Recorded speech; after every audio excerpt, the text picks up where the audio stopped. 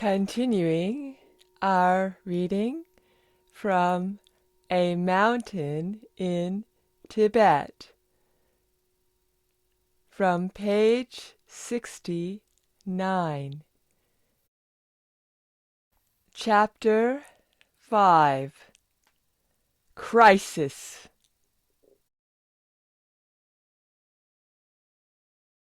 It was a bitterly cold morning in November 1959, 8 months since we had left Dolmalakan. We had stopped for a rest. Our guide had no idea where we were, or how much further we had to go before we reached the Brahmaputra. He and Trungpa had climbed ahead to the crest of the pass we were slogging up, and they were handing Trungpa's Russian field binoculars from one to another, scanning the horizon.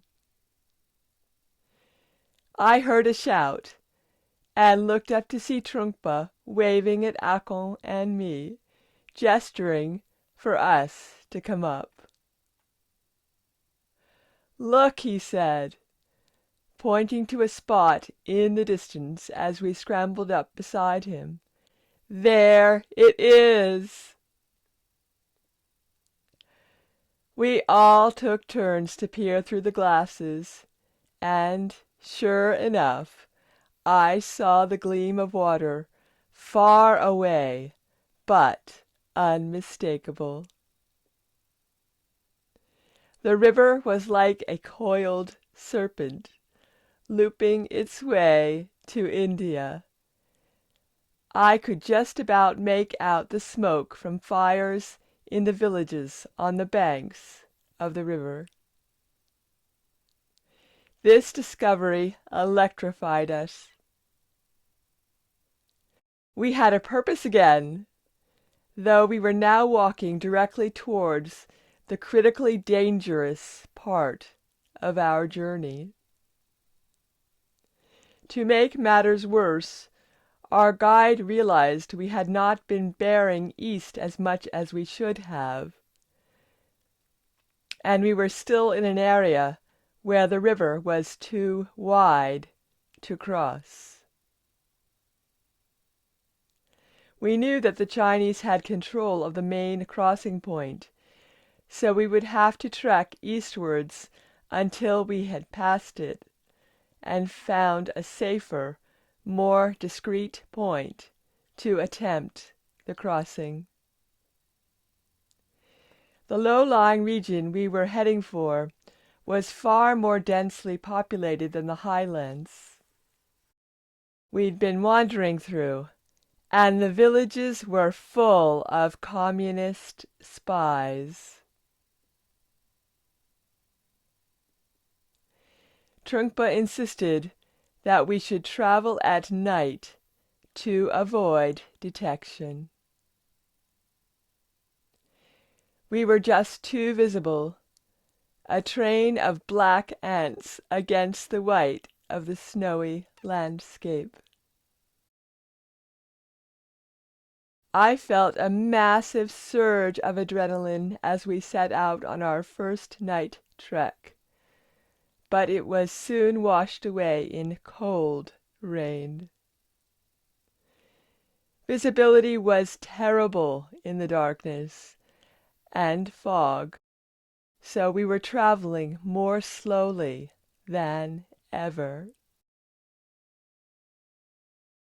We stumbled on blindly, walking at night and camping by day.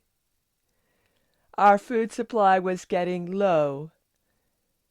Every day, more stragglers simply dropped away.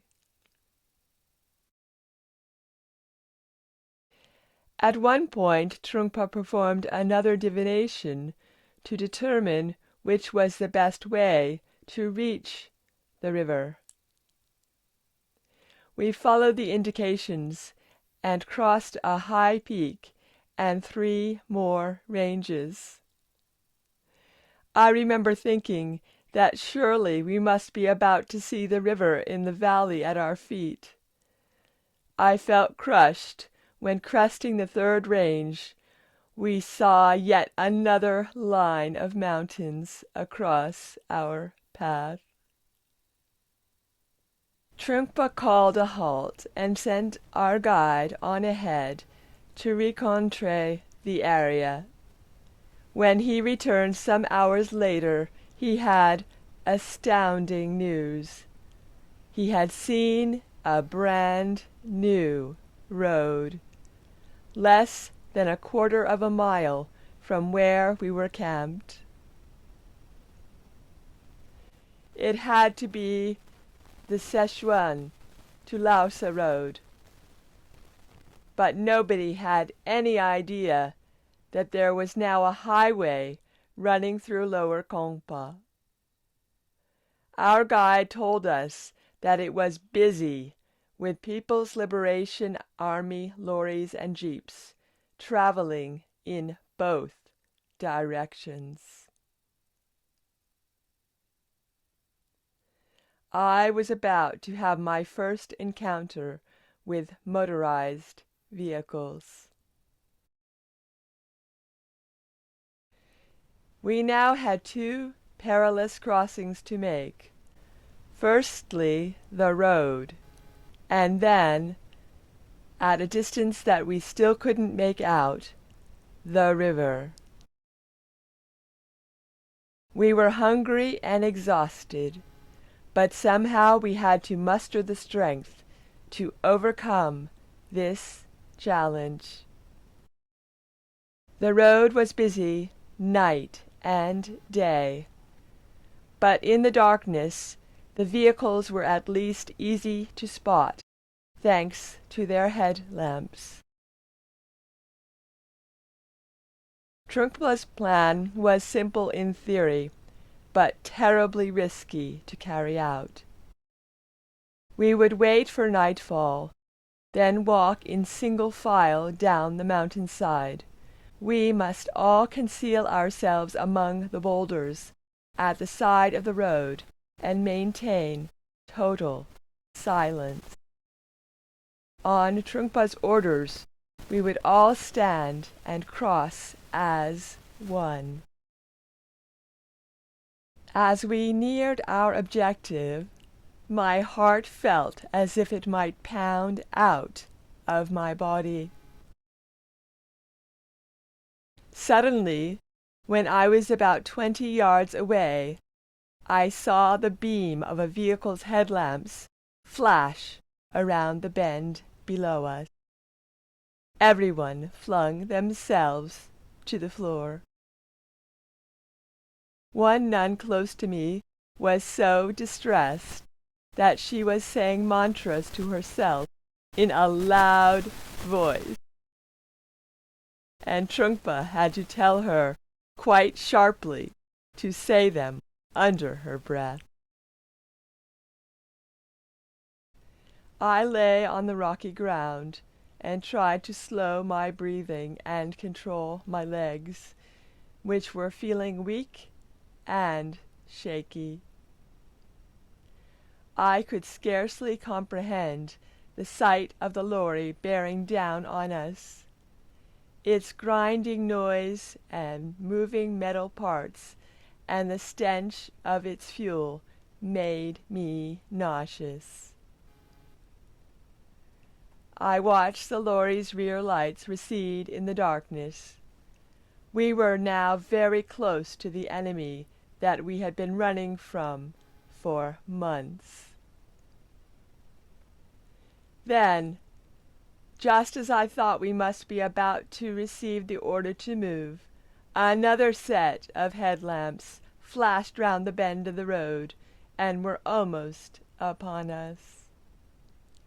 One man had actually stood up and flung himself to the ground as the noise of the many voices talking fast and loud in Chinese flashed past us.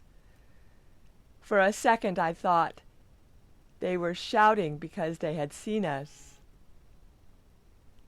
But the lorry did not screech to a halt, and it too disappeared into the darkness. I concentrated on my breath, trying to slow my heart rate. I listened for the whispered order. When it came, all 300 of us stood and then ran as fast as we could in complete silence over the road. I dived for cover on the other side. Had we made it without being spotted? I looked around to see whether we had lost anyone.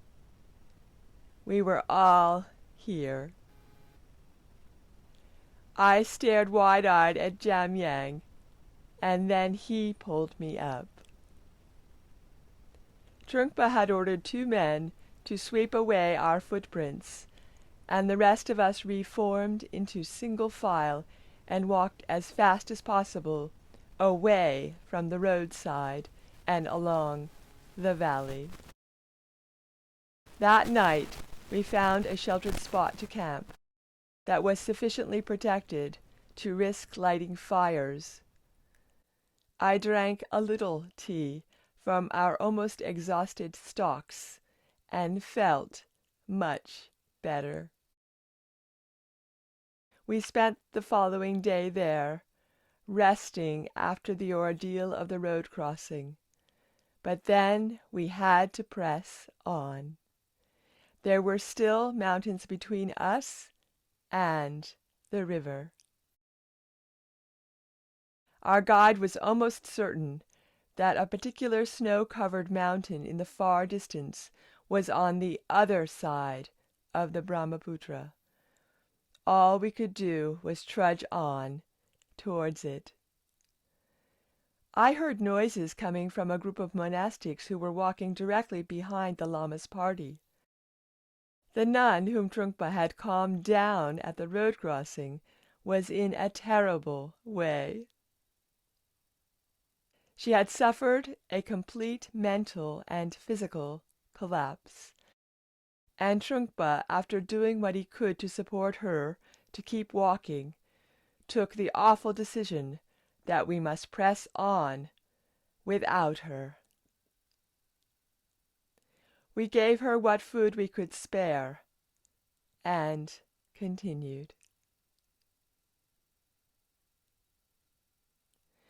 By now people were beginning to feel the bite of hunger, and this, combined with the effects of exhaustion, made them careless. That night several fires were lit, even though the order had been given that it was too risky, since we were out in the open and the smoke might give us away. Trungpa had to speak severely to people, which he hated. I could see that he was under an awful strain. Akong did his best to bolster his mood. That night we camped in a wooded area up on the hills above the river valley. We were drawing close now. It was time to find a crossing point. The difficulty was that this area was full of villages that spread along the river valley and up into the hills behind. We could see smoke and hear dogs barking. It was a cruel reminder that those villages contained the food supplies that we needed. We couldn't risk trying to source provisions, though. We had seen no evidence of communist troops, but it was safe to assume that there would be informers everywhere. Luckily, we found a valley that was full of dense, scrubby vegetation. It was almost impossible to pass through, but that meant that there were no people around, and we slowly forced our way through the scrub until finally we found a spur that led down to the riverbank. This was the spot for us to attempt the crossing, Trungpa decided. It was the evening of 12 December. We pitched our tents and tried to get some rest. Despite my exhaustion, I felt excitement growing. It had been nearly 8 months since we left Dolmolakin, more than 2 months since we had had to leave our animals behind and journey on foot, carrying everything we owned. The next few days would determine whether or not all our efforts had been for nothing. On the other side of the river, where the communist hold on the land was much weaker, we might find some villagers who were prepared to sell us food. But we had to get there first.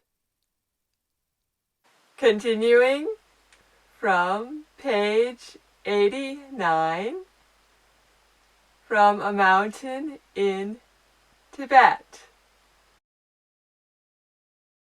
Right. I think it took all the strength and energy for that journey. It must have been very trying for them. And it must be been struggling, you know. And not getting enough food for the strength, it made it more difficult for them, you know. And well, poor nun couldn't make it. It was pity, so these things had to be done. And I had an idea. I'm sure that the Chinese knew they would be coming to towards that water, you know. That's how they were all parked there, you know. And it was a big risk trying to cross the road where the vehicles are going up and down with searchlights on, you know. And well, it was a big risk. I'm sure they had a lot of fear because they could easily get caught, you know, and it was very dangerous. So it was nice that they all managed to cross safely enough. But that's when and then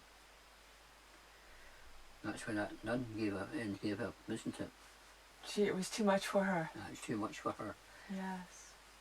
Yeah. It was more than she can take, you know. That's right. Everyone would have been pushed to their limit, wouldn't they? So those who had were more stable, had a strong mind, were the ones that were pushing, you know. Yes. You know, it was a physical task and very, very strong mentally as well. That's correct. They had to be prepared like an athlete. That's right.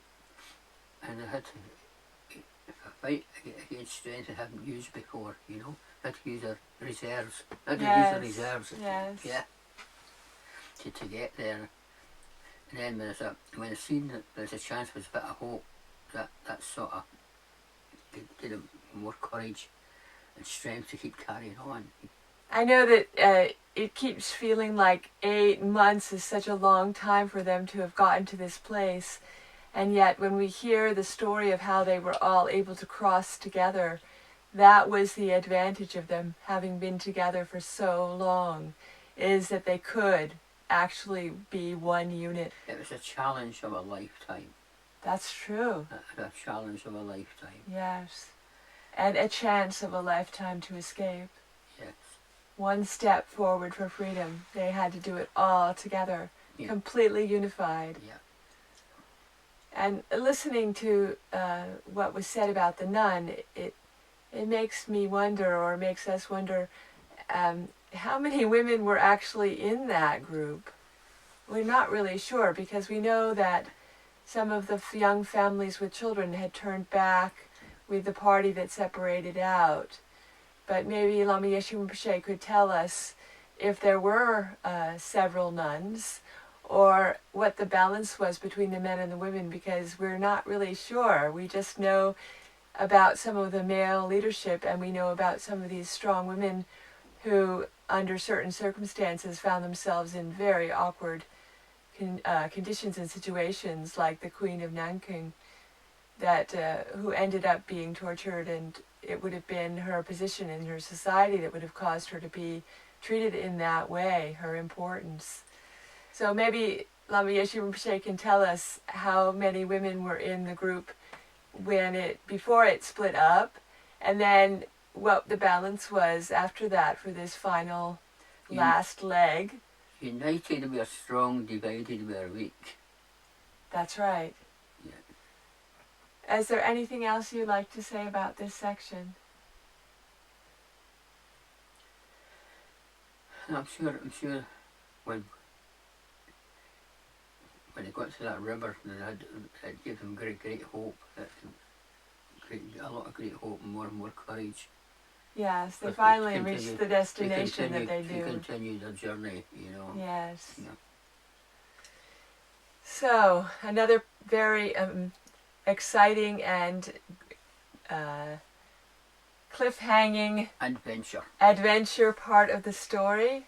And we are again very grateful to Lama Yeshe Rinpoche for dipping into his memories, which may not be always the most easy thing to do because there was so much hardship, but he's doing it to help all of us, and we certainly are getting a much clearer picture of what these Tibetans had to go through to actually bring their teachings and themselves to the West, and what a very profound series of sacrifices they made and also risks they had to take for the benefit of the teachings surviving. We're so grateful that they did it. It was dangerous and risk all the way. Yes. From the very beginning. And we are so grateful, because if it hadn't happened, we wouldn't be here now with this wonderful teaching accessible to us in this 21st century. So we're profoundly grateful for everyone who attempted to set out and everyone who made it. Om Mani Padme Hum. Om Mani Padme Hum. Om Tari Turi Soha. Om Tari Turi Om Soha. Aham Benza Guru Pema Siddhi Hum. Om Aham Benza Guru Pema Siddhi Hum. Om Aham. Om Aham. Karmapa Cheno.